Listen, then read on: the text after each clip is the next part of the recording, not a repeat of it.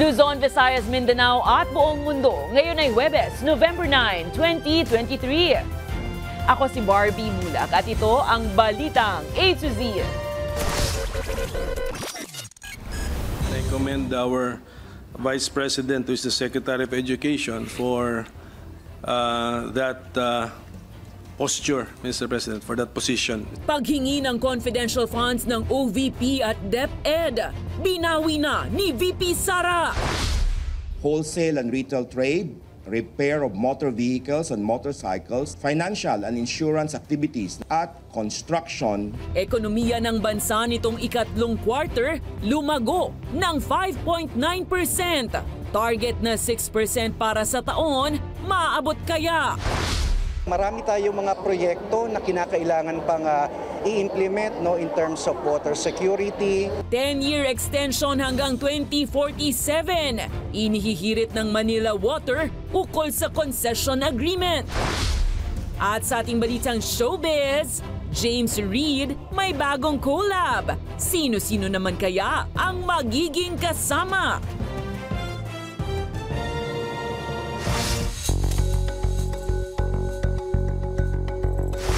Magandang gabi, pambungad sa ating newscast.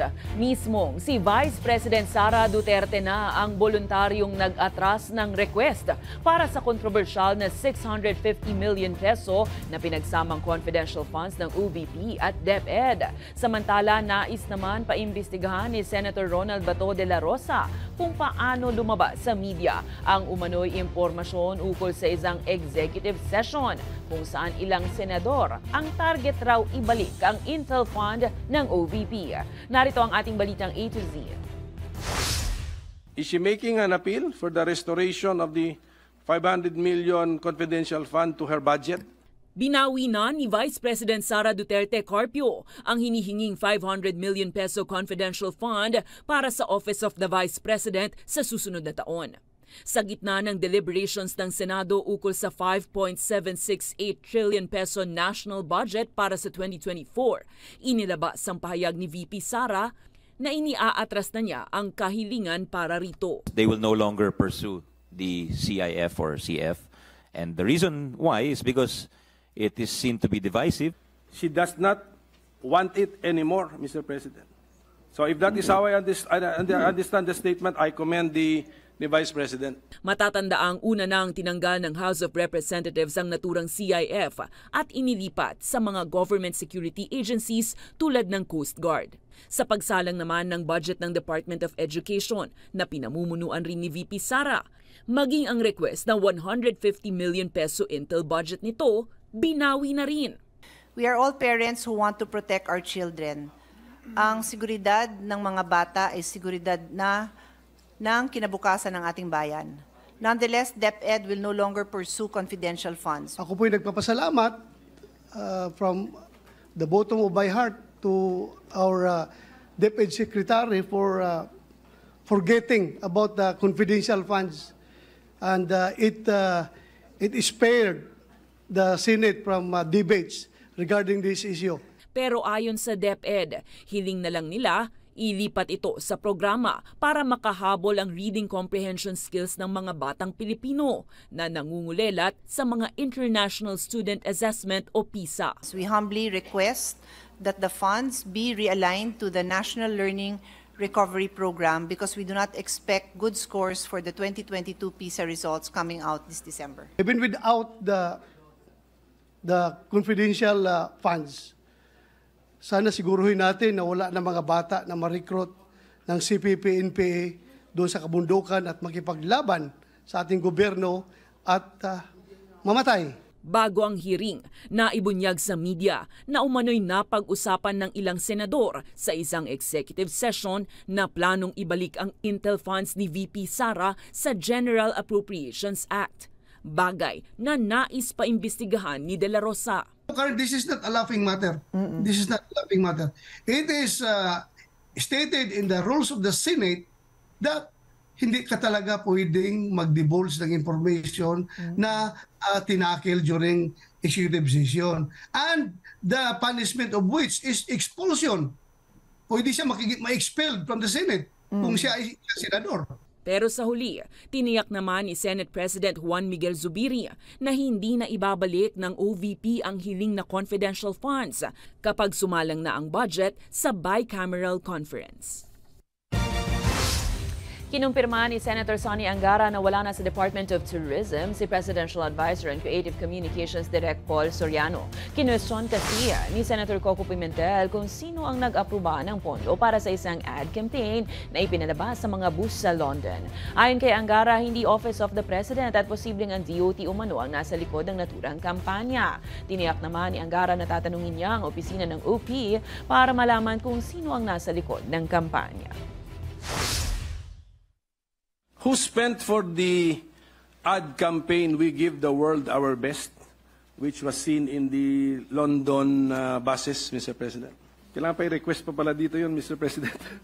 Hindi rin nila alam, Mr. President. Walang kusa, walang interest. Wala tayong interest sa what's happening. That's an ad campaign. It mentions our country sa London. Wala. Nobody lifted the finger to find out. Background information, wala. No one. It was not the Office of the President, Your It was not the Office of the President. Kung meron man, it was not official funds, malamang. Baka initiative niya personally, di ba? Maaring ganon.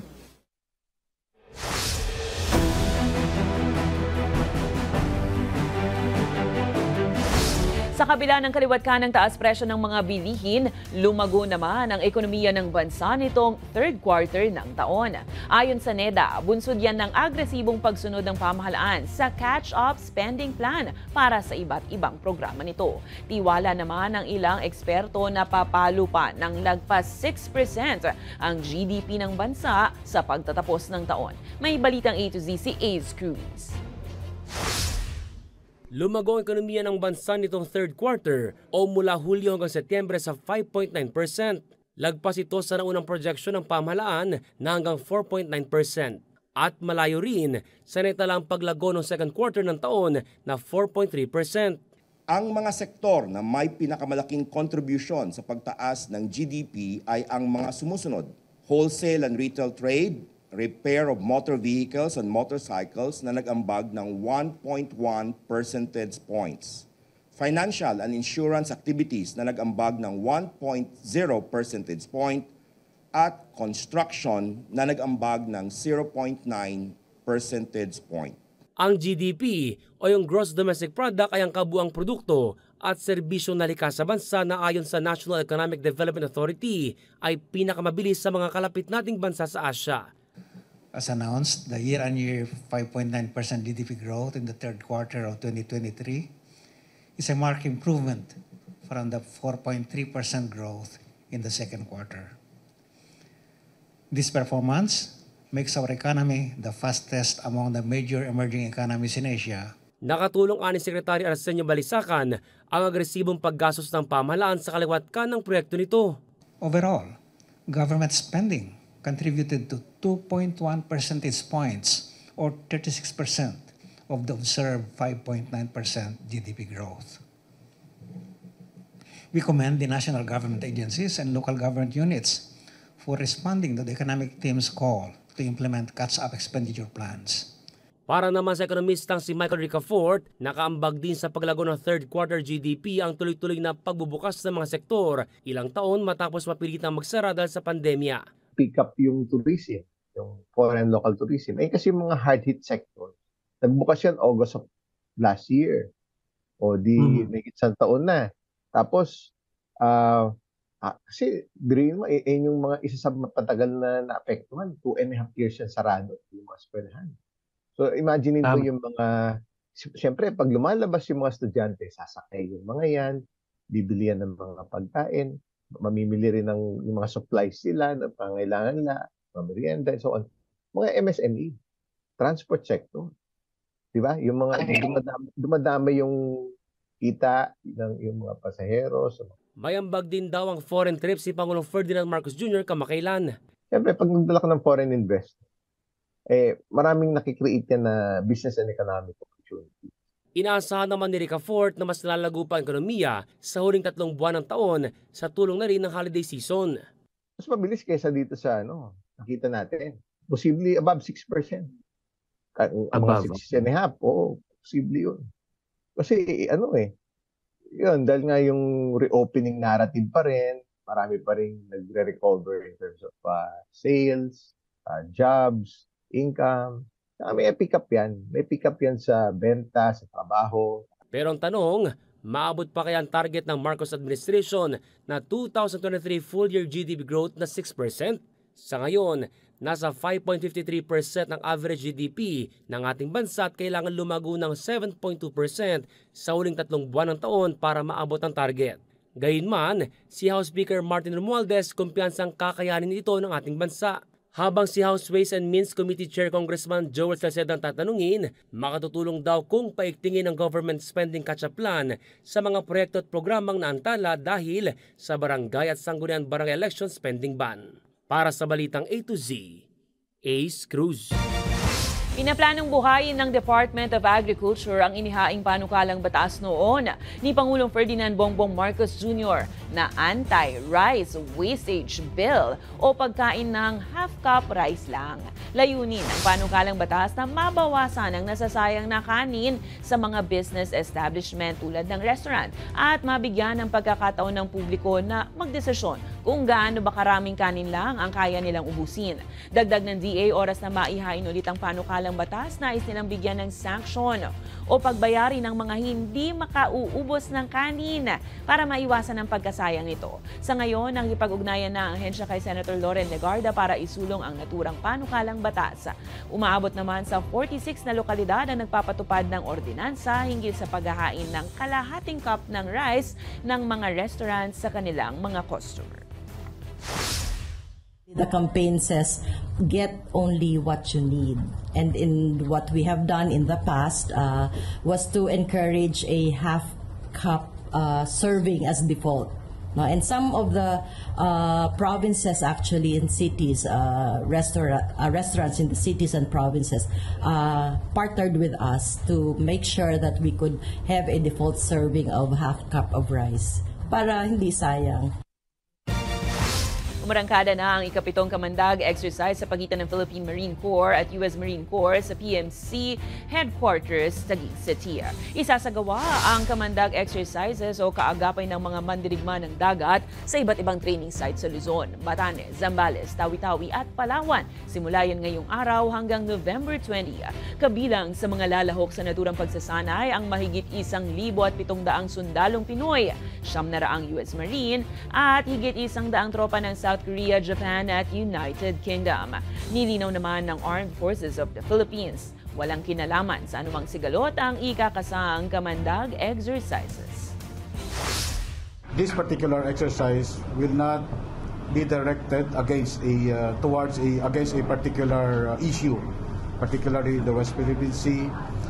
The exercise is not designed to prepare for a very particular conflict, but the exercise is designed to prepare our Marines and soldiers of participating nations, to prepare them generally for operational readiness in any kind of challenges from any adversaries.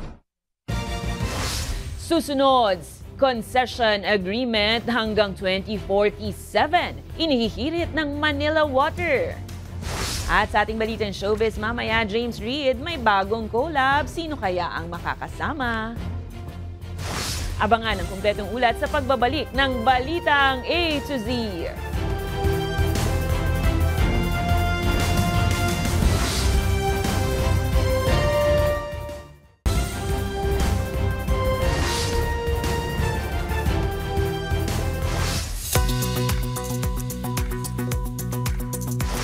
Isang taon pa lang ang nakalipas sa 2022 hanggang 2037 concession agreement ng Manila Water. Inihiling na muli nito na ma-extend ng 10 taon pa hanggang 2047. Habang taas singil sa tubig na 5 piso kada cubic meter, sasalubong naman sa 2024. Ang detalye sa Balitang A to Z ni Kim Salinas. So ang motibasyon nila, hindi serbisyo, kundi pera. Ganito na lang ang hinaing ng isang customer ng Manila Water na dumalo sa public hearing kanina ng Metropolitan Waterworks and Sewerage System. Wala pa man kasi ang 2024, may nakaabang ng dagdag singil sa tubig, na tiyak dagdag pasanin na naman ng mga Pinoy na pinagrarasyonan ng tubig ng Manila Water. Itong taon na ito, nag-implement na tayo ng increase, yung first tranche. So around 8 pesos per cubic meter yan. For next year, yung naaprubahan sa atin ay around 5 pesos per cubic meter. Ayon sa presidente ng United Filipino Consumer and Commuters na si RJ Habeliana, tila baliktad ang nangyayari sa law of demand and supply. Lumalaki po ang customer ng Manila Water. Pero bakit tumataas ang presyo ng tubig? Kung maraming customer, dapat bumaba ang presyo ng tubig. Kasi nga, yun po ang motibasyon. Kita, tubo, bago ang serbisyo.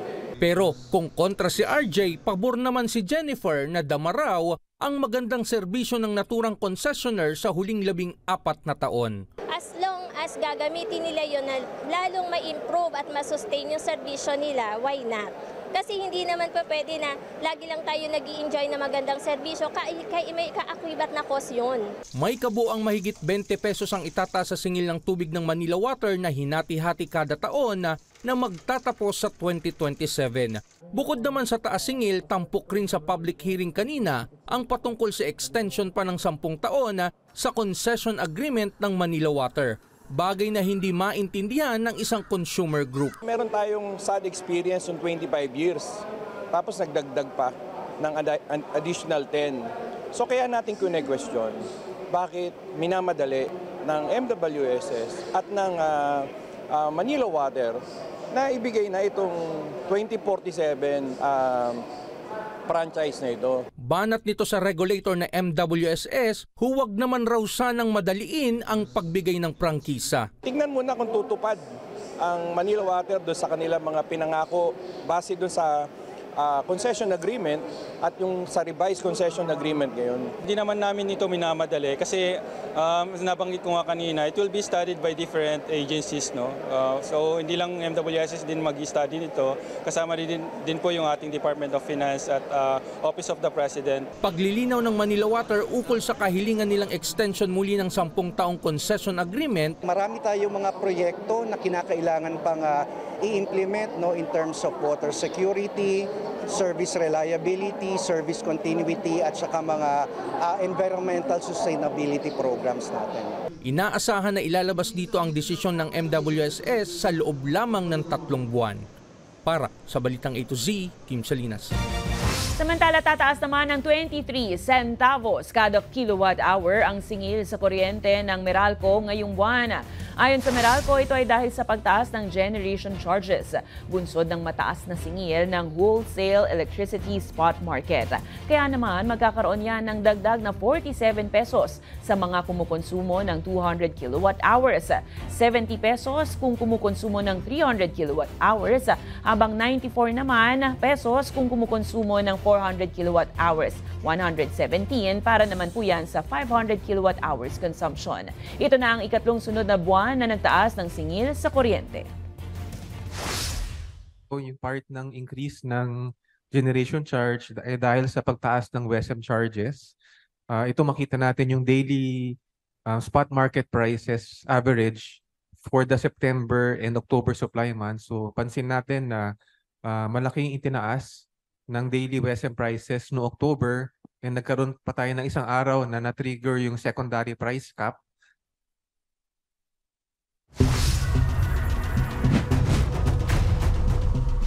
Iniimbestigahan na ng Kamara ang posibleng inside job sa nangyaring pangahak sa website ng House of Representatives nitong Oktubre. Ayon kay House Secretary General Reginald Velasco, bagamat wala pa silang nahuhuling empleyado, naniniwala siya na nahack ito gamit ang email o cellphone ng mga administrator.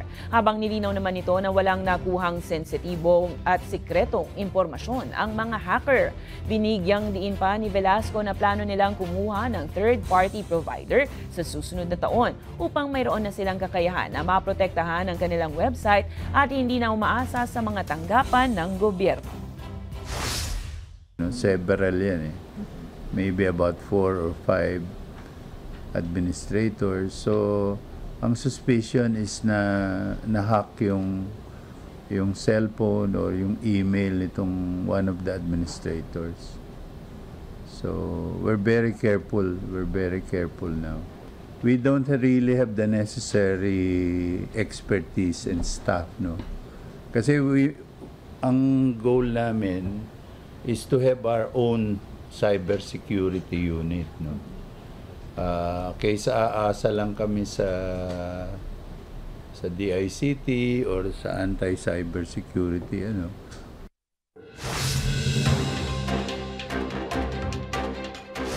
Nagbabala ang Department of Health sa publiko hinggil sa peking Facebook page na iligal na gumagamit ng pangalan at logo ng ahensya. Pinayuhan ng DOH na piliing umantabay sa lehitimong website, Facebook at Twitter accounts para sa mga anunsyo.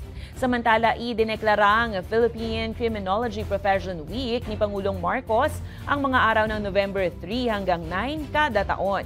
Layon nitong kilalanin ang kahalagahan ng naturang propesyon sa bansa.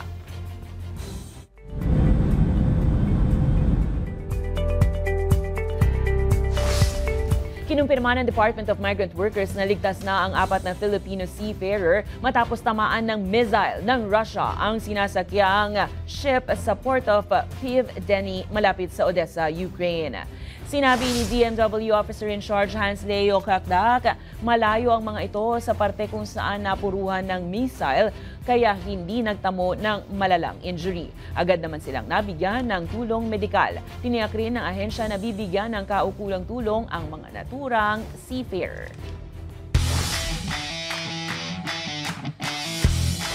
Three-pointer king Steph Curry muling gumawa ng kasaysayan sa NBA. Si Curry lang naman kasi ang kauna-unahang player sa NBA na nakagawa ng mahigit 4 na 3-point shots sa loob ng unang 9 na sunod na laro sa isang season. Nangyari yan sa laban ng Golden State Warriors kontra Denver Nuggets kanina. Hindi na bago ang 2-time MVP na si Curry sa 3-pointer record. Matatanda ang December 2021, nalagpasan nito ang record ni Ray Allen para makuha ang all-time record para sa pinakamaraming tres na nagawa sa NBA court. Sa aming pagbabalik, Janine Gutierrez, mananatili pa nga ba ang kapamilya? Manatiling nakatutok, kayo ay nanonood ng Balitang A to Z.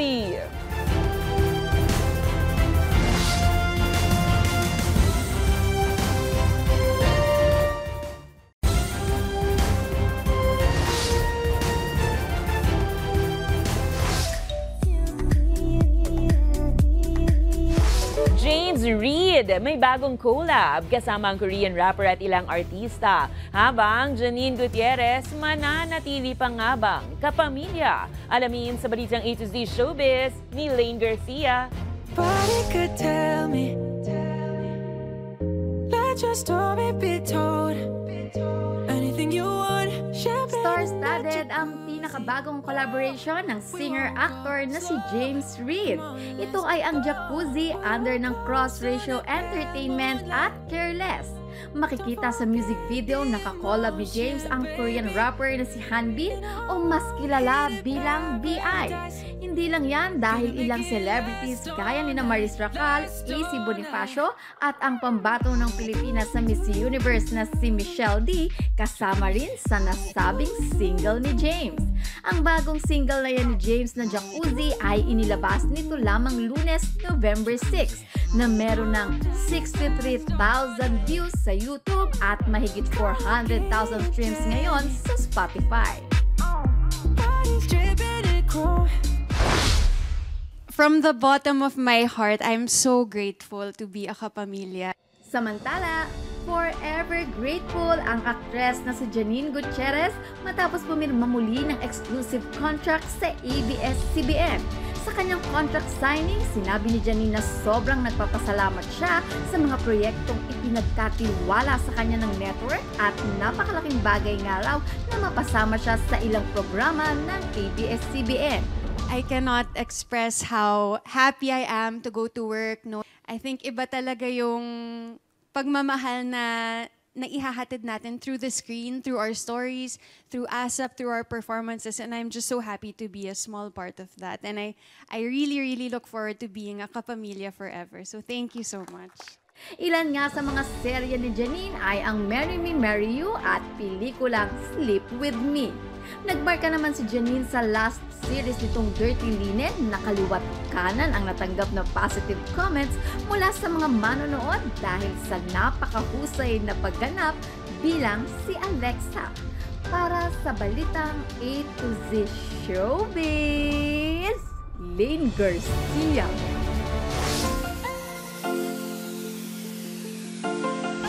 Para naman sa ating balitang nakaka-good vibes, maraming mahilig sa atin ang kumain sa mga budget-friendly na burger stops. Dahil na nga rin masarap na, mura pa. Pero kung pagod na at kailangan magpahinga ng tagabantay, pwede kayang ikaw na ang magkusang magluto? Sabi nila, siyempre,